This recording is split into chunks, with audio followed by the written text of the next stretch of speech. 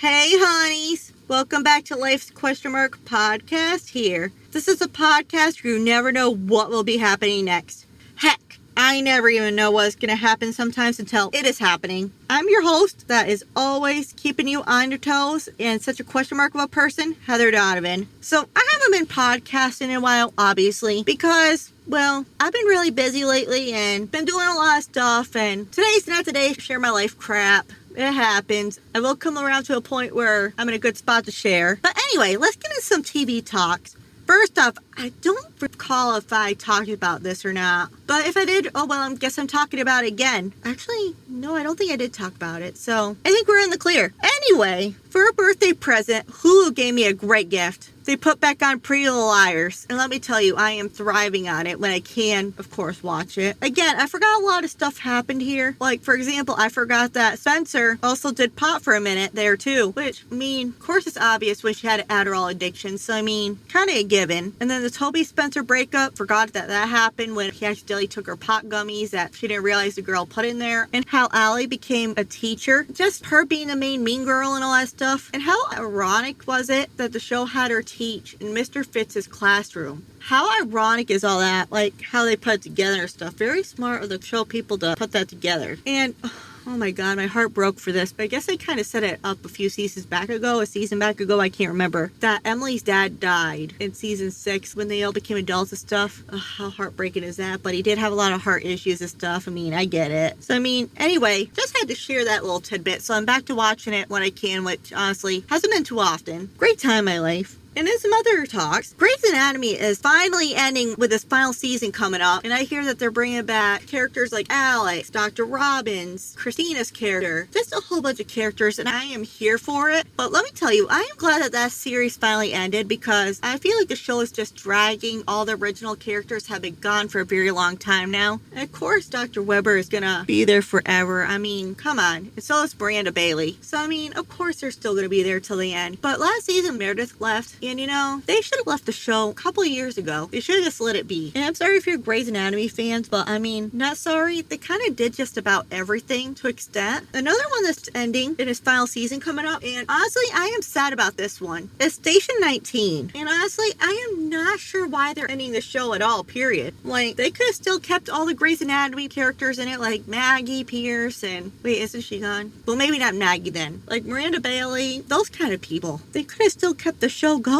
And they have not done everything. But I really like that. It could have really taken its place over Grey's Anatomy, but I guess it's not my call. And then I should have reported on this a while ago. I did not, though. It's fine. But apparently Archer series finale was a long time ago, too. Actually, over the summer. And by the way it ended, the agency got shut down or they got denied the fundings or whatever. I can't remember what happened with that. But actually, I am going to look this up live on Google because I have a prediction. And my prediction is that Archer is going to have another spin-off type series. What I mean by that is the Archer series isn't totally going to be gone. They're just going to move on to something else. Maybe not the agency for the government or something, but something else. But I am going to look that up right now to see what kind of future they could have going on for Archer because I don't think it's done. I called it, honeys, on Google. And it says that it'll be streaming on Netflix beginning on about May 13, 2024. Who knows if that's really going to happen now with the date because of strike. I don't know. I'm just doing basic quick research here. With the series coming in later this year, fans looking forward to check out the new series on Netflix, which will get the full experience when it turns to the streaming service. So there we have it. I was right in the sense that they do have another plan going on with the series. And no, I did not check that out before live. I've actually meant to talk about it sooner, but I kept forgetting or the episodes are too long, whatever else. So it's fine. It's great. We finally talked about it, got my prediction over it, and that kind of thing. And just like in the New Year's affirmation episodes, which of course I hope you know what the main topic is with love affirmations in the title here. So, I mean, I kind of hope you guys know what's coming. So it's going to be the same type of thing again. I'm going to give you guys a few seconds somewhere to do this. Please do this with a clear, empty, open mind, as this will be the most effective way to do this exercise. Make sure you're doing any activities that will take any focus away, such as driving. Please just pause this episode now and come back to it later. And of course, instead of it being New Year's affirmation, it's love affirmations, obviously. So because we just had Valentine's Day, I was supposed to have this come out on February 8th, right before Valentine's Day. Oopsies. But we're still in February. It's fine. We're catching up to it. There's a reason why I'm still doing this episode, but a couple of reasons. So we're still going forward. And no, it's not just about relationships for love affirmation. We are also talking about like self-love, that kind of thing. Generalized love affirmations. Anyways, I will also give you guys a few seconds between affirmations to repeat after me, but please also pause and play as needed. Take all the time that you need and do not rush this process. Take it at your own pace, of course. I will start as soon as I hit those two pans together that I was talking about. So same thing as last time. If you need to pause the episode at all and take a minute to laugh, that is perfectly fine.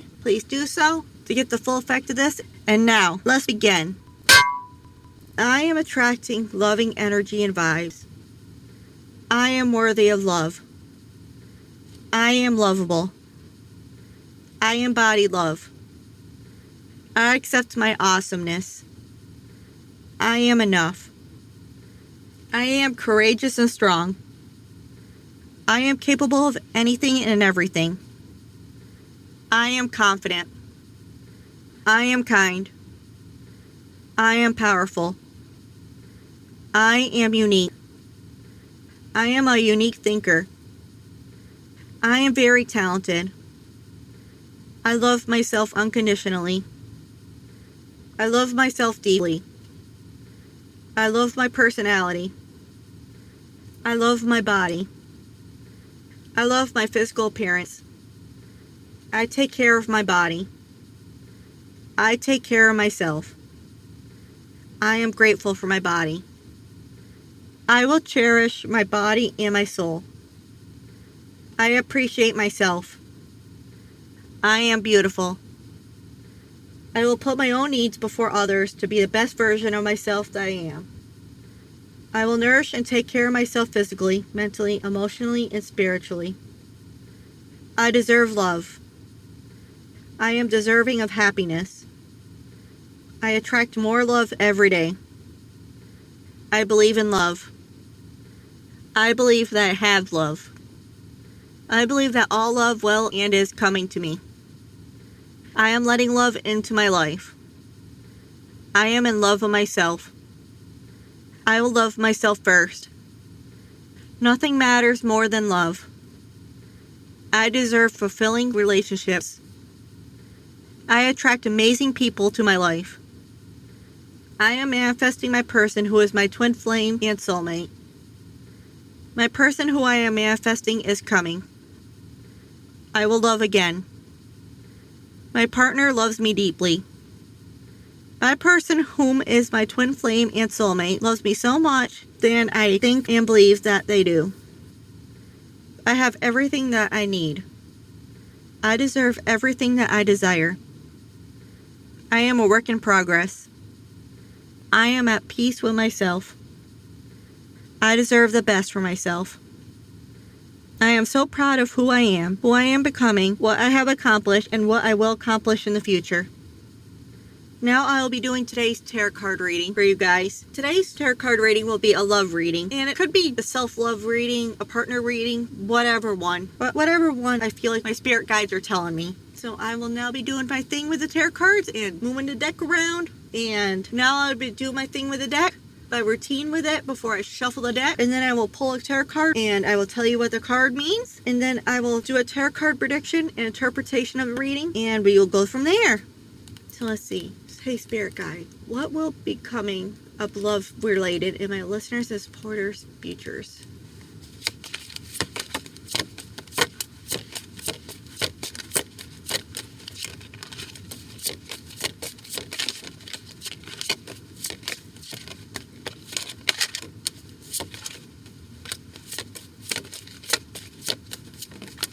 So this is interesting. I actually have two tarot cards that pulled out of the deck.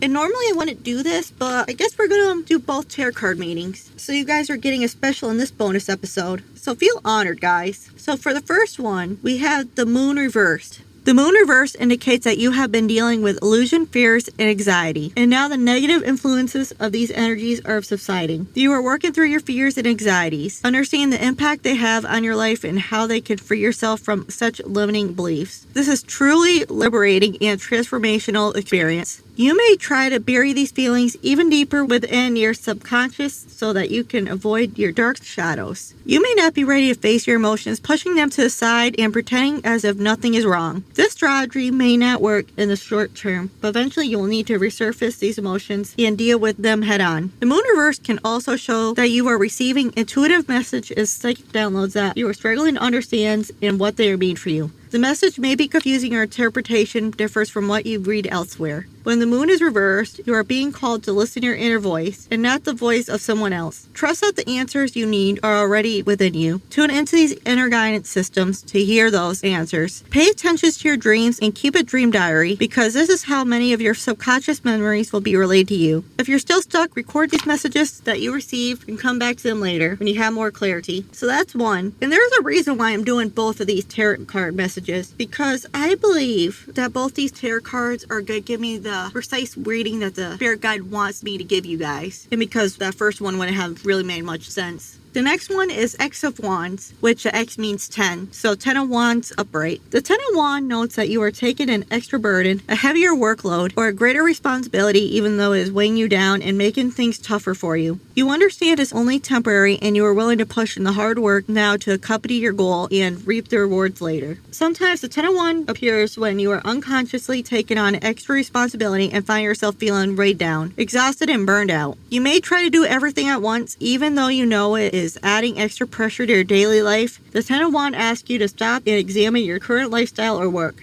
Access which activities or tasks are urgent or unimportant, particularly concerning your broader goals. You may need to use various time management or prioritization methods to determine where best to spend your time and which task you can drop. Your goal needs to be higher efficiency while also freeing yourself to rest and relaxation when you need it. The good news is that the 10 in the tarot represents completion of a cycle, and with the 10 of Wands, the end is in sight. You've been pushing yourself to limits and working very hard towards your goal. Now you are taking those final steps on the path to realizing your dreams. Sure, you might collapse in a heap of exhaustion when you get there, but you know it will be all worth it and well earned. The 10 of Wands can also show that with achievement of your goals, significant responsibilities and commitments come with it. When you reach your point of completion, you become snarkily aware that you must now carry on with the duties that you have laid out for yourself to ensure ongoing success. The trouble is, however, that these responsibilities may be too much to bear and you are struggling to let go.